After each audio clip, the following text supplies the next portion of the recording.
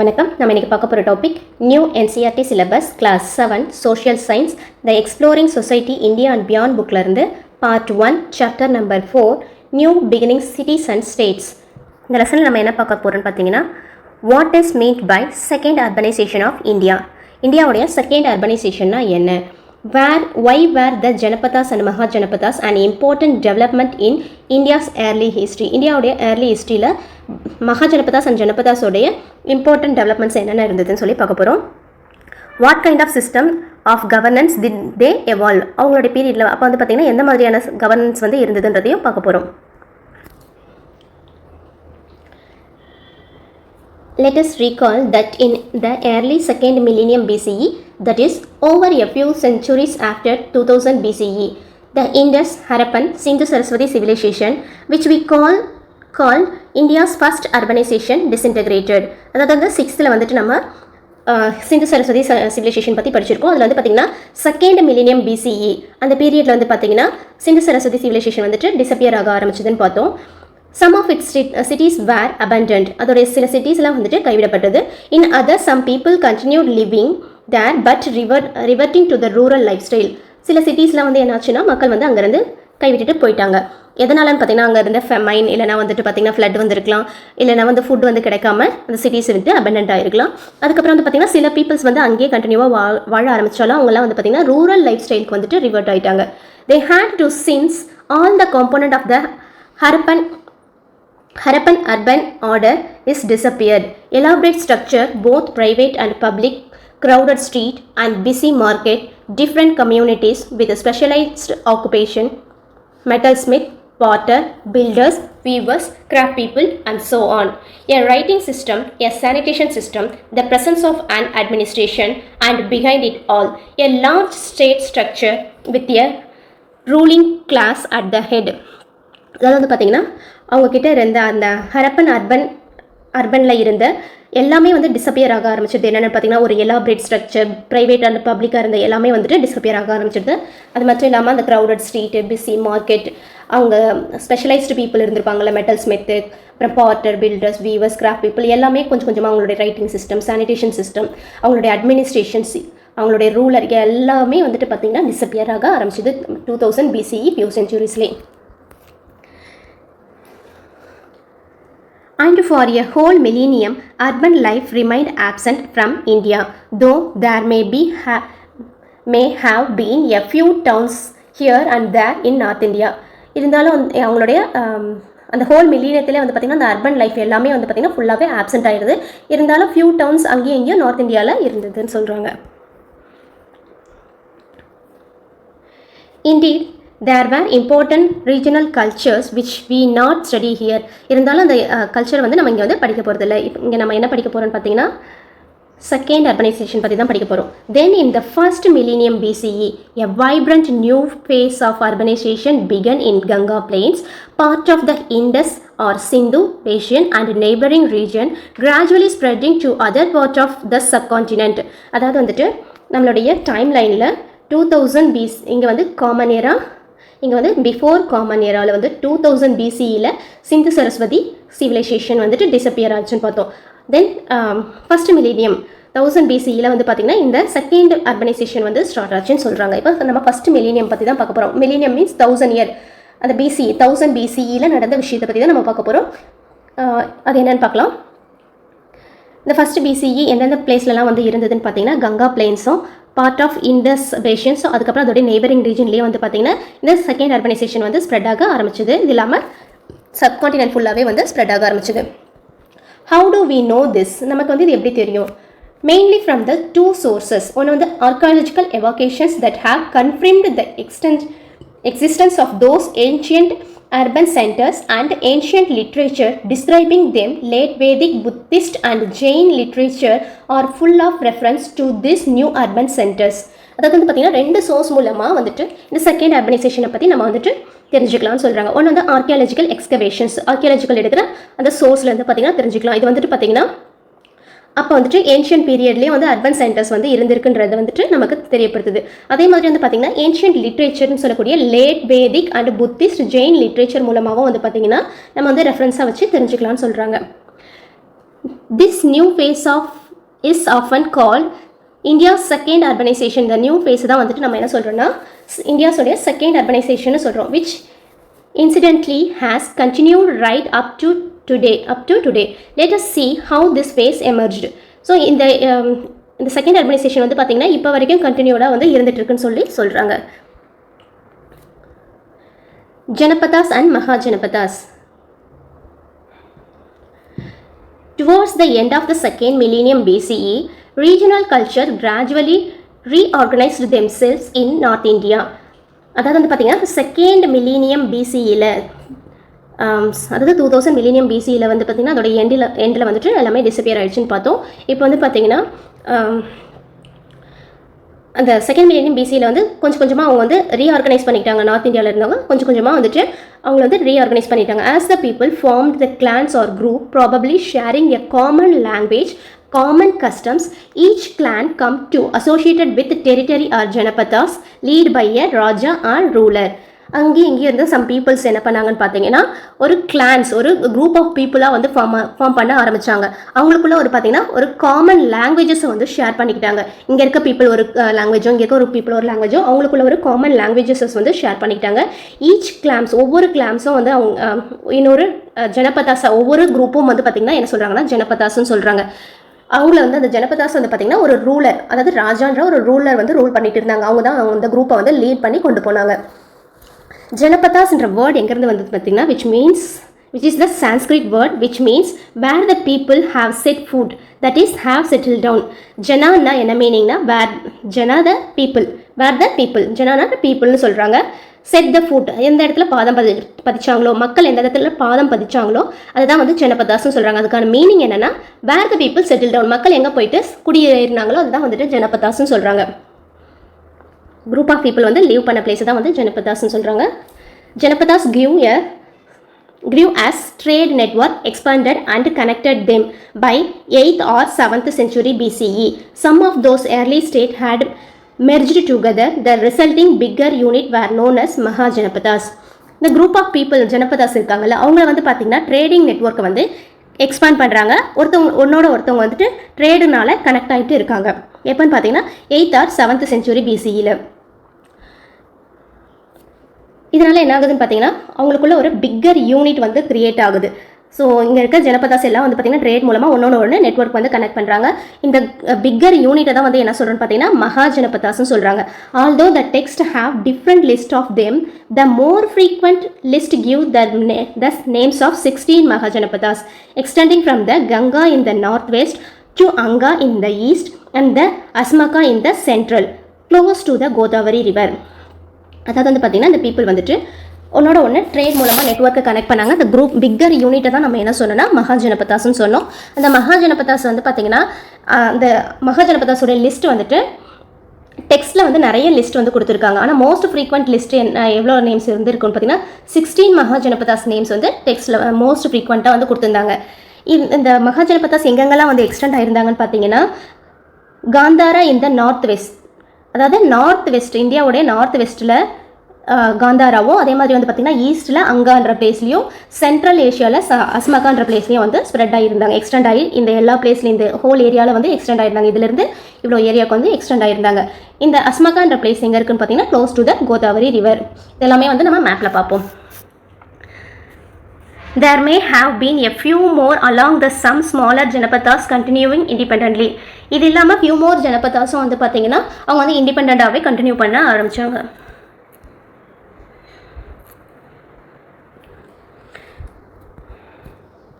The map 4.3 shows the Mahajanapadas capital. Most were fairly large, well-fortified city with moat running outside in the fortification at the further defense. அதாவது வந்து மேப்பில் வந்து பார்த்திங்கன்னா மகாஜனபதாஸும் அதோட கேபிட்டல்ஸும் வந்து கொடுத்துருக்காங்க. அதில் வந்து பார்த்திங்கன்னா அவங்க வந்துட்டு அவங்களோட சிட்டிஸை வந்து வெல் ஃபார்ட்டிஃபைடு, அதாவது ஃபார்ட்டிஃபைட்னா என்னென்னா அவங்களுக்கு வந்து நிறைய இவங்களே வந்து அடிஷ்னலாக டிஃபென்ஸ்க்காக, அதாவது மற்றவங்க வந்து இவங்க மேலே போர் இருக்கக்கூடாதுன்றதுக்காக இவங்களை சுற்றி இவங்களே ஒரு டிஃபென்ஸ் சிஸ்டம் வந்து கிரியேட் பண்ணி வச்சுருந்தாங்க. ஆர்டிஃபிஷியலாக வந்து டிஃபென்ஸ் சிஸ்டம் கிரியேட் பண்ணியிருந்தாங்க. அதுதான் வந்து ஃபார்ட்டிஃபைடுன்னு சொல்கிறாங்க. அதில் வந்து மவுட்னா என்னென்னு பார்த்தீங்கன்னா லார்ஜ் டிச்சஸ், அந்த டீப் டிச், அரண்மனையை சுற்றி வந்து இல்லைனா அவங்களோட வில்லேஜை சுற்றி வந்துட்டு பெரிய கால்வாய் மாதிரி வெட்டி அதில் தண்ணியெல்லாம் வச்சுருப்பாங்க. அதுதான் வந்துட்டு மவுட்னு சொல்கிறாங்க. A deep wide ditch surrounding by the fort or fortified city and filled with water. சில படத்துங்கள்லாம் வந்து பார்த்தீங்கன்னா அந்த அரண்மனையை சுற்றியோ இல்லை வில்லேஜை சுற்றியோ பெரிய நதி மாதிரி ஒன்றோட கால்வாய் மாதிரி வெட்டி அதுக்கு தண்ணி விட்டுருப்பாங்க. ஸோ அதை தான் வந்து மவுட்னு சொல்லி சொல்கிறாங்க.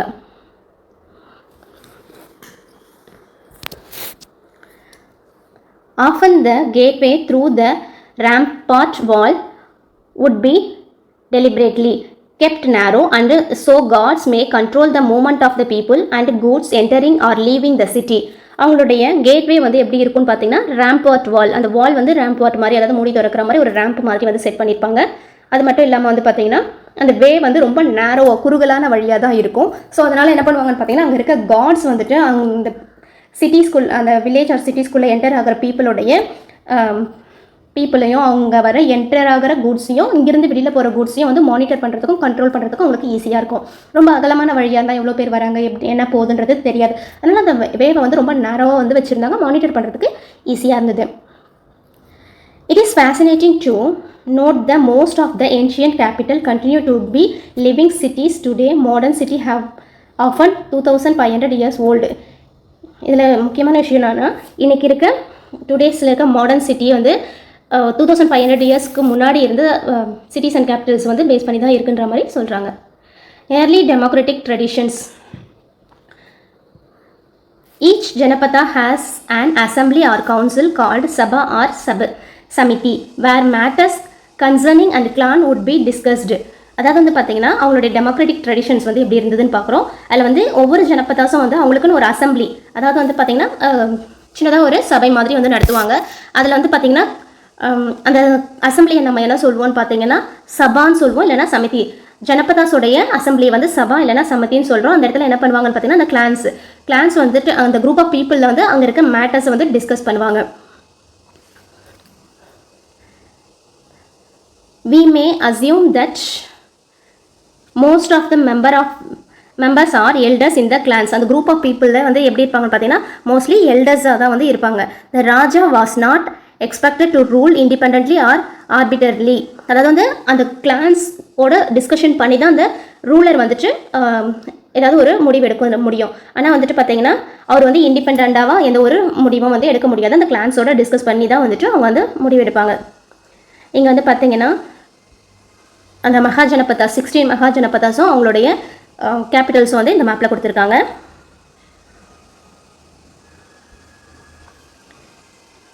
A good ruler was supposed to talk the advice from the assembly apart from the ministry and administration. அதாவது வந்து பார்த்தீங்கன்னா ஒரு குட் ரூலர் வந்துட்டு அவங்க ஏதாவது ஒரு அட்வைஸ் அந்த அசம்பிளியில் வந்துட்டு அட்மினிஸ்ட்ரேட்டர்ஸ் கிட்ட எல்லாருக்கிட்டையும் வந்துட்டு பேசி தான் வந்து ஒரு முடிவு வந்து எடுப்பாங்க.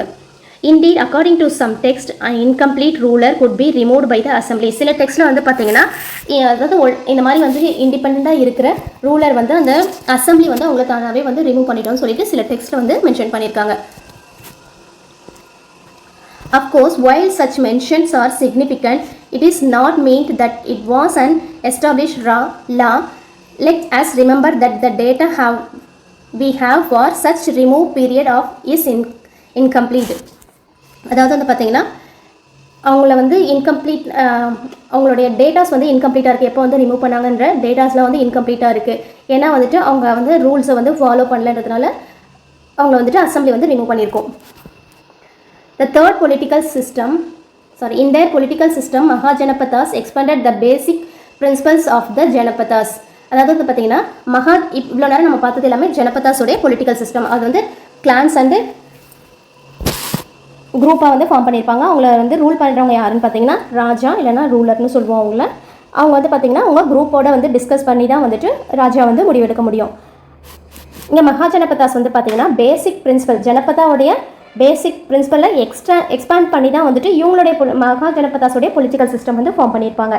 இன் somewhere in effect monarchy in sense the Raja was ultimate authority supported by the ministers and assembly of elders. அதாவது வந்து பார்த்திங்கன்னா இவங்களுடைய பொலிட்டிக்கல் சிஸ்டமில் வந்துட்டு ராஜாவுக்கு வந்து ஒரு அல்டிமேட் அத்தாரிட்டி வந்து கொடுத்துருப்பாங்க. அவருக்கு வந்து பார்த்திங்கன்னா சப்போர்ட் பண்ணுறவங்க மினிஸ்டர்ஸ், அசம்பிளியில் இருக்க எல்டர்ஸ் எல்லாமே வந்து சப்போர்ட் பண்ணிவிட்டு ராஜாவுக்கு ஒரு அல்டிமேட் அத்தாரிட்டி வந்து பவர் வந்து கொடுத்துருப்பாங்க. These positions were hereditary in the sense that the Raja would usually be the son of the previous one. இந்த ராஜா வந்து பார்த்திங்கன்னா ஹெரிடிட்டரியாக வந்து இருப்பாங்க. அங்கே வந்து பார்த்திங்கன்னா ராஜாவை வந்து கிளான்ஸ் அந்த குரூப்பில் இருக்கவங்க தான் வந்துட்டு டிசைட் பண்ணுவாங்க. இங்கே வந்து பார்த்திங்கன்னா ராஜா வந்து ஹெரிடிட்டரியாக வந்து வருவாங்க. அதாவது ஒரு ராஜாவுடைய பையன் தான் வந்து அடுத்த ராஜாவாக வந்து வருவார். The king would collect the taxes revenue and maintain the law and order, get impressive fortification built around their capital and maintaining an army to defend the territory or wage war with neighboring ones as the case may be. அதாவது வந்துட்டு கிங்கோடைய work என்னென்னு பார்த்தீங்கன்னா collect the tax and ரெவென்யூவை வந்து collect பண்ணோம், law and ஆர்டரை maintain பண்ணோம், அவங்களுடைய cities and கேபிட்டல்ஸை சுற்றி வந்து ஃபார்ட்டிஃபிகேஷன் அதாவது அந்த மவுண்ட் மாதிரிலாம் வந்து பில்ட் பண்ணோம், பெரிய பெரிய வால்ஸ் வந்து பில்ட் பண்ணோம், அதை வந்து ஃபார்ட்டிஃபிகேஷன் சொல்கிறோம். அது இல்லாமல் வந்து பார்த்திங்கன்னா ஆர்மிக்கு தேவையானது எல்லாமே வந்து ப்ரொவைட் பண்ணிவிட்டு அவங்களுக்கு தேவையான வேஜஸ், நெய்பரிங்க்கு தேவையானது எல்லாமே வந்து கொடுத்து சப்போர்ட் பண்ண வேண்டியது தான் வந்துட்டு இந்த கிங்கோடைய ரோலாக இருக்கும்.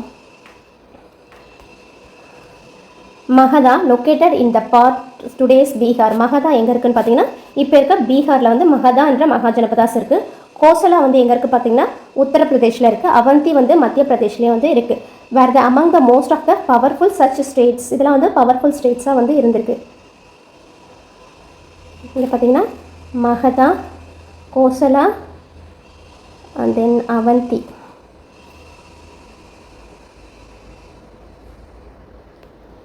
பிரதேஷ், அவந்தி இந்த மாதிரி ஸ்டேட்ஸ்லாம் வந்து பார்த்திங்கன்னா பவர்ஃபுல் ஸ்டேட்ஸாக வந்து இருந்திருக்கு.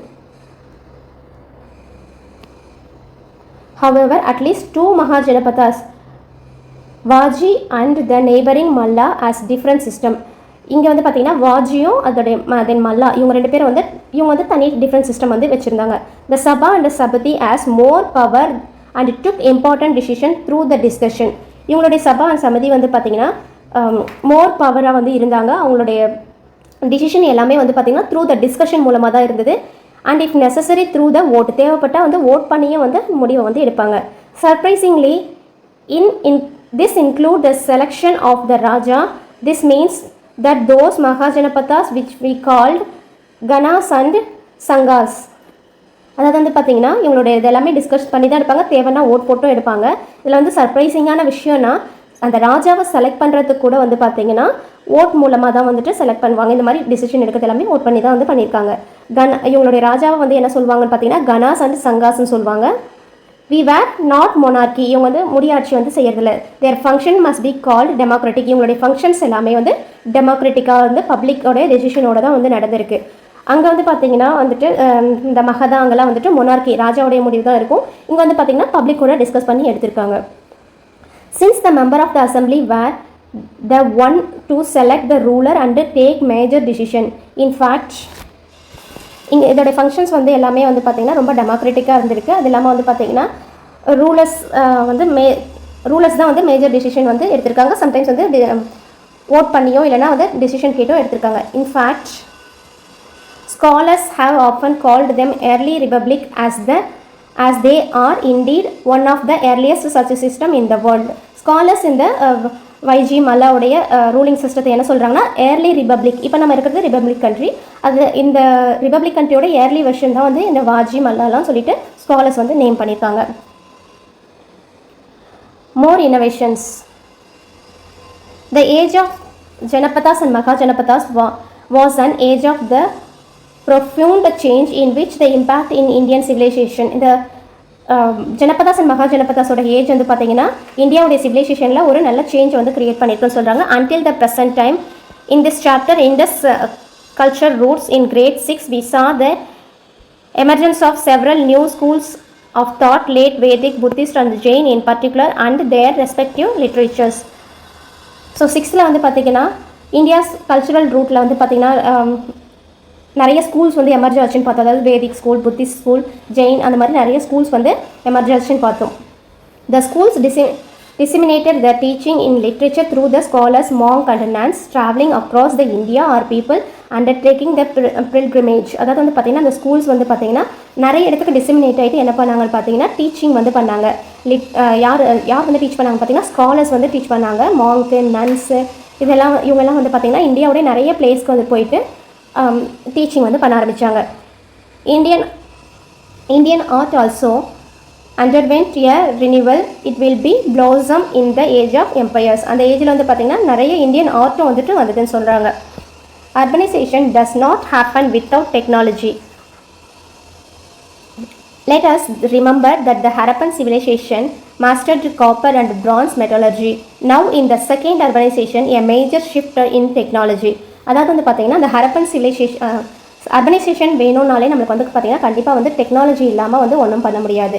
ஸோ ஹரப்பன் சிவிலைசேஷனில் வந்து காப்பர்ஸும் பிரான்ஸும் வந்து அதிகமான மெட்டல்ஸாக வந்து இருந்தது. இந்த செகண்ட் அர்பனைசேஷனில் வந்து பார்த்திங்கன்னா என்ன அதிகமாக இருந்ததுன்னா அயன் மெட்டாலஜி வந்து அதிகமாக இருந்தது. அது மெட்டாலஜினா study and usage of the metal தான் வந்து மெட்டாலஜின்னு சொல்லுவோம். இந்த several regions of India the technique of extracting and shaping the iron were actually perfect from the early second millennium BCE, but look a few centuries of iron to became a part of your daily life. அதாவது வந்து பார்த்திங்கன்னா இவங்களுடைய பீரியடில் அதாவது first அர்பனைசேஷனில் வந்து copper and France இருந்தது. இங்கே வந்து பார்த்திங்கன்னா செகண்ட் அர்பனைசேஷனில் நமக்கு என்ன அயன்ஸ் மேக்ஸிமம் இருக்குதுன்னு பார்த்திங்கன்னா அயன் தான் வந்து மெட்டல்ஸாக வந்து ஆக்ட் ஆகுது. இங்கே வந்து பார்த்திங்கன்னா இந்த அயன்ஸை வந்துட்டு மெட்டாலஜி, அதாவது மெட்டாலஜினா அதை வந்து எக்ஸ்ட்ராக்ட் பண்ணி மண்ணிலேருந்து எக்ஸ்ட்ராக்ட் பண்ணி எடுக்கிறது, அதுக்கு ஒரு ஷேப் கொடுக்கறது, இது எல்லாமே வந்து பண்ணியிருக்காங்க. இப்போ வந்து பார்த்திங்கன்னா அந்த செகண்ட் பிசிஇ மில்லினியம்லேருந்து டுடே லைஃப் வரைக்கும் அந்த இப்போ வந்து 2026 வரைக்கும் வந்து பார்த்திங்கன்னா அயன் வந்து நிறைய டெய்லி லைஃப் யூசேஜில் அப்போதுலேருந்து இப்போ வரைக்கும் இருந்துகிட்ருக்குன்னு சொல்கிறாங்க. By the late second millennium BCE, iron tools became widespread and facilitating the agriculture on bigger scale. So அந்த second millennium BCE, late second millennium பிசிஇல இருந்து அயன் டூல்ஸ் வந்து பார்த்திங்கன்னா நிறைய வைட் ஸ்ப்ரெட் ஆக ஆரம்பிச்சு, நிறைய அக்ரிகல்ச்சர் டூல்ஸ் எல்லாம் செஞ்சு நிறைய பெரிய லெவலில் வந்து பார்த்திங்கன்னா அக்ரிகல்ச்சர் வந்து பண்ணியிருக்காங்க. Iron also made better weapon than the bronze, lighter and sharper sword, spears and arrows, shield. So இந்த அயன் வந்து பார்த்திங்கன்னா பெட்டர் வெப்பன் மேக்கிங்க்கு வந்து ஈஸியாக வந்து இருந்திருக்கு. அது வந்து பிரான்ஸை வந்து கம்பேர் பண்ணுறப்போ ரொம்ப லைட்டராகவும் ஷார்ப்பராகவும் இருந்திருக்கு. ஸ்வாட் பண்ணியிருக்காங்க, ஸ்ப்ரெட்டு, ஆரோ, ஷீல்டு எல்லாம் வந்து இந்த அயன் வச்சு பண்ணியிருக்காங்க. As it is happen in there is some evidence of warfare between the neighboring Mahajanapadas. How frequent or how intense it was, of course, is impossible to tell. அதாவது வந்து பார்த்திங்கன்னா இதுக்கான எவிடன்ஸ்லாம் வந்து பார்த்திங்கன்னா நிறைய மகாஜனபதாஸ்க்கும் நெய்பரிங்க்கு இருக்கிறவங்களுக்கு நிறைய வார் வந்து நடந்திருக்கு. இதுக்கான எவிடன்ஸ்லாம் வந்து பார்த்திங்கன்னா கிடச்சிருக்குன்னு சொல்கிறாங்க. Such military companion but occasionally alliance to gave rise to new kingdoms and empires which we will turn to late in our journey. So நிறைய வார் கம்பேரிஷன்லாம் வந்து பண்ணிட்டு வந்து பார்த்திங்கன்னா நியூ கிங்டம்ஸை வந்து எமர்ஜ் பண்ணியிருக்காங்க. நியூ எம்பையர்ஸ் வந்து வந்திருக்காங்க. இதுக்கெல்லாம் வந்து பார்த்திங்கன்னா இந்த அயன் மெட்டாலஜி வந்துட்டு ஒரு ரீசனாக வந்து இருந்திருக்கு. another innovations was the first use of coin in India made necessary by growing the trade. அதாவது வந்து பார்த்திங்கன்னா அந்த பீரியடில் வந்து அவங்களுடைய க்ரோயிங்கை வந்து அதாவது ட்ரேடை வந்து க்ரோ பண்ணுறதுக்காக காயின்ஸ் வந்து ஒரு இனோவேஷன்ஸாக வந்து யூஸ் பண்ணியிருக்காங்க. காயின் கொடுத்துட்டு ட்ரேட் வந்து பண்ணுறதுக்கு இந்த பீரியடில் தான் வந்து செஞ்சுருக்காங்க. Very soon coins were exchange across different region and even other part of the world. Coin வந்து கொடுத்து ட்ரேட் பண்ணும்போது வந்து பார்த்திங்கன்னா இது வந்துட்டு அந்த ரீஜனில் இருந்து இந்தியாவுடைய அதர் பார்ட்லேயும் வந்து ஸ்ப்ரெட் ஆயிருக்கு. Not only within the country இல்லாமல் அதர் கண்ட்ரீஸ்க்கும் வந்து பார்த்திங்கன்னா இது வந்து ஸ்ப்ரெட் ஆயிருக்கு. The first Indian coins were made up of silver வச்சு தான் வந்து பார்த்திங்கன்னா ஃபஸ்ட்டு இந்தியாவில் வந்து காயின் வந்து மேக் பண்ணியிருக்காங்க. A soft metal into which a symbol could be punched. They are called punch marked coin. அதாவது வந்து பார்த்திங்கன்னா சில்வர் வந்து ரொம்ப சாஃப்டான மெட்டல். அதில் வந்து பார்த்திங்கன்னா சிம்பிள்ஸ் வந்து எந்த ரூலில் இருக்காங்களோ அவங்களுடைய சிம்பிள்ஸ் வந்து பஞ்ச் பண்ணியிருக்காங்க. அதனால் இதை என்ன சொல்கிறாங்கன்னா பஞ்ச் மார்க்டு காயின்னு சொல்கிறாங்க. Later coins of copper, gold and other metals were also made. First வந்து காயின் எதுன்னு பார்த்தீங்கன்னா சில்வர் காயின். அதுக்கப்புறம் லேட்டராக வந்து காப்பர், கோல்டுலாம் வந்து காயின் வந்து மேக் பண்ணியிருக்காங்க. Generally, Mahajanapadas issued its own coin. அதாவது மகாஜனபதாஸ் தான் வந்து பார்த்திங்கன்னா அவங்களுடைய ஓன் காயினை வந்து இஷ்யூ பண்ணியிருக்காங்க. But coin from the neighbouring region were used as well as exchange in trade. இப்போ வந்து பார்த்திங்கன்னா நெய்பரிங் ரீஜனில் இருக்க காயின்ஸே வந்து எக்ஸ்சேஞ்ச் பண்ணியிருக்காங்க, ட்ரேடுக்காக யூஸ் பண்ணியிருக்காங்க. ஸோ ஃபஸ்ட் அர்பனைசேஷனுக்கும் செகண்ட் அர்பனைசேஷனுக்கும் உள்ள டிஃப்ரென்ஸை வந்துட்டு டிக் மார்க் பண்ணுவோம். ஸோ கங்கா பிளைன்ஸ் வந்து பார்த்திங்கன்னா ஃபஸ்ட் அர்பனைசேஷனில் கங்கா பிளைன் ஒன்று இல்லை. செகண்ட் அர்பனைசேஷனில் கங்கா பிளைன்ஸ் இருக்குது. மொனார்ச்சி வந்து அந்த முடியாட்சின்றது கிடையாது. செகண்ட் அர்பனைசேஷனில் முடியாட்சி இருந்து. லிட்ரேச்சர் வந்து பார்த்திங்கன்னா ஃபஸ்ட் அர்பனைசேஷன்லேயே இருந்து, செகண்ட் அர்பனைசேஷன்லேயே இருந்து. லிட்ரேச்சர் வந்து ஃபஸ்ட் அர்பனைசேஷனில் கிடையாது. ட்ரேட் வந்து இருந்தது. இங்கேயே வந்து பார்த்திங்கன்னா ட்ரேட் வந்து இருந்தது. வார்ஃபேர் இல்லை. இந்த இடத்துல வந்து பார்த்திங்கன்னா வார்ஃபேர் இருந்தது. இங்கே வந்து பார்த்திங்கன்னா காப்பர் அண்ட் பிரான்ஸ் இருந்தது. இங்கேயும் வந்து பார்த்திங்கன்னா காப்பர் அண்ட் பிரான்ஸ் இருந்தது. இங்கே வந்து பார்த்திங்கன்னா அயன் வந்து கிடையாது. செகண்ட் அர்பனைசேஷனில் அயன் வந்து இருந்தது. இதோட இந்த லெசனை முடிச்சுப்போம். ரிமைனிங் பார்ட்டு நெக்ஸ்ட் பார்ட்டில் பார்ப்போம். இந்த வீடியோ உங்களுக்கு பிடிச்சிருந்தால் லைக் பண்ணுங்கள், கமெண்ட் பண்ணுங்கள், சப்ஸ்கிரைப் பண்ணுங்கள், உங்கள் ஃப்ரெண்ட்ஸோடு ஷேர் பண்ணுங்கள். தேங்க்யூ.